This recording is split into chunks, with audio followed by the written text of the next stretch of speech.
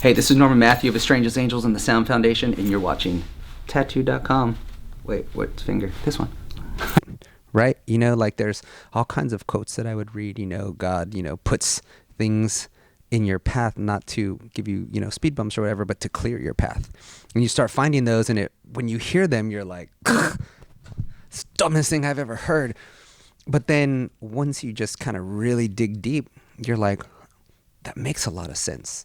You know what? I needed to be slapped around to realize what's important, what's not important, what are things that make a difference, what are things that don't make a difference. You know what I mean? Just all kinds of different stuff.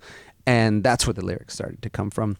And they became to be very faith-based because I was asking these questions of the universe. I was asking these questions of God. Like, we grew up in a religious home, and I'm like, you know, picking people's brains and helping out at different churches and trying to get the whole like that was, you know, the past couple of years for me was spending a lot of my time just soul searching. Like, money didn't matter. I was like, oh, we'll survive somehow.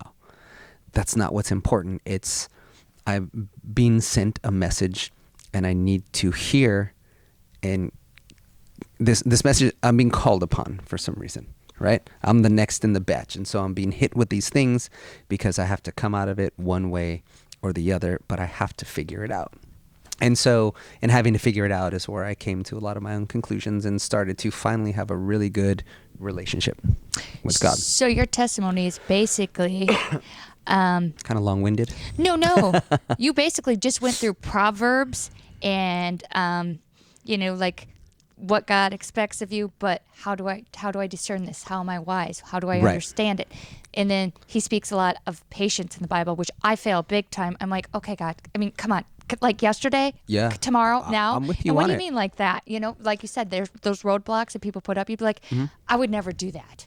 That's something I wouldn't do. Right. Okay, well, this girl went home and threw away all of her really awesome shiny skeleton tour pants and said, hey, I got to find something. Don't get me wrong, our life on the road was amazing, and it is. But things have changed so much that you realize that what's really, really important are, and, you know, people are like when they say, you know, the people that you love and helping others. Right. Unless they actually feel that and do that, it's just not there. Right. But that's what I think is like when you sing about it and stuff, it was real. It was really happening to you. It was your heart talking to God, and then everybody else just got to hear it. Which is awesome because that's like standing naked on stage and letting everybody It is, see. you know, and a lot of people that didn't understand why I was like trying to switch gears, and I was like, hey, I'm not switching gears in the sense of I don't live in that world now. I only live in this world. It clicked in my brain that I'm like, maybe if I can, because I never drank, I never smoked, I never did any drugs. I'm like, I can't imagine like, dude, come on, like how much more can I change, right? And then I realized maybe I'm going through this again, being called upon something because I have the ability to live in one world, but behave the way you should, like from another world. And maybe me not putting it out there that it's so faith-based will open people's hearts to listening to it. So I didn't come out swinging going like, you know, it's whatever it means to you when you hear the song, right? This is where it came from for me. But if it can open up that part of your heart to something, because like we were talking about, I was like, hey, I think if you can be you, you can be that for somebody else. And people that are afraid to maybe make that jump, they're not so afraid anymore because you're like, whoa, you're in a band, dude, you're doing your thing. I'm like, yeah, like I've been in bands since I was 16 and never drank. I never did any drugs. I didn't have to live the life. I played music because I loved music. And I heard something once that said, God only puts on you what you can handle. And that's when I realized, I was like, this is my thing. Because I've been tested living in this other world, but never crossed that line, you know? And I was like, wow, this is my thing now. I now realize what I'm a vessel for. We were talking about dads, and I'm like, you know what? I want to be a dadvocate. And it sounds funny, right? But I'm like, there's a lot of fathers out there that don't get a good rap simply because of their like genetic makeup, you know? I mean, at one point I was like, yeah, like put me in a courtroom or something and like, let me talk to a judge. Like, I'd like to explain why I'm in here trying to fight to be in my son's life, not out of it. You're not bringing me in here to get me to be involved. I'm in here because I want to be involved, right? I mean, all kinds of silly things. And again, these are my own arguments in my head, but I see a lot of dads in the music business that, because they tour, it's frowned upon or something. And I'm like, yeah, but he's not acting a fool. And why is that any different than someone working at Merrill Lynch who travels Monday through Friday? You know what I mean? Or if you're in the military and you don't get to see your children, does that make military fathers bad fathers? Because they're not like in that exact space in that moment. And you're like, that's way uncool, man. Where are you drawing these lines and where are these rules? And so for me, I was like, I want to break that stereotype. I want to stay in music because I don't want someone else to win. I don't want someone else to ruin that for me. And I want to be strong for others that feel that way, that maybe don't know where they can turn, because it feels like when you're making the jump, right, you either have one choice or the other. Yep. And right? You lose friends. Yeah. And then sometimes that's not the case for me. I was like, I can do both because I've already been kind of living the life. And I feel like someone might be more open to hearing what I'm doing, like musically, not really realizing, because it's like a band like Red, right?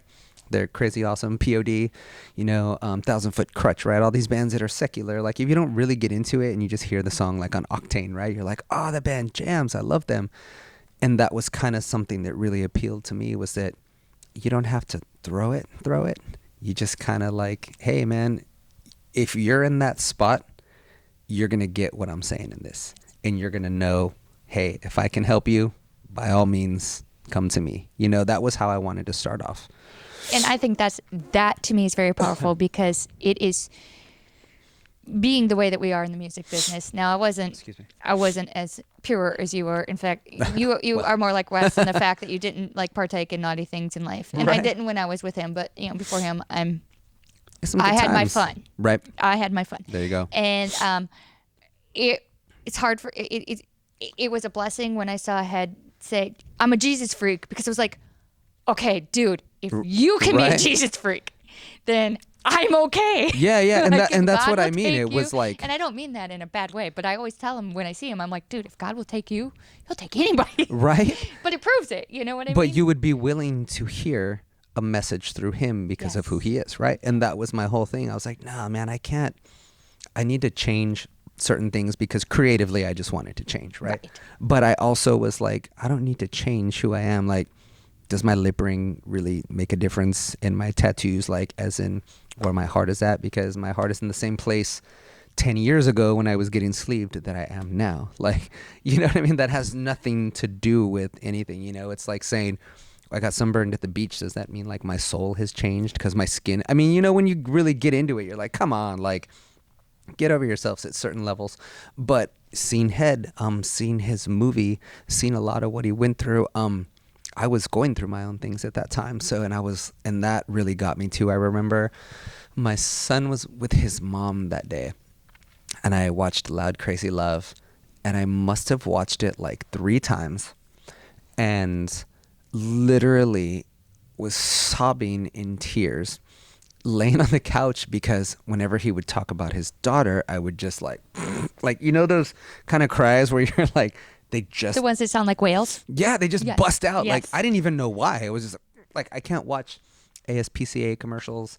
I can't watch any bad news when it has something to do with a child, because I just like my body automatically like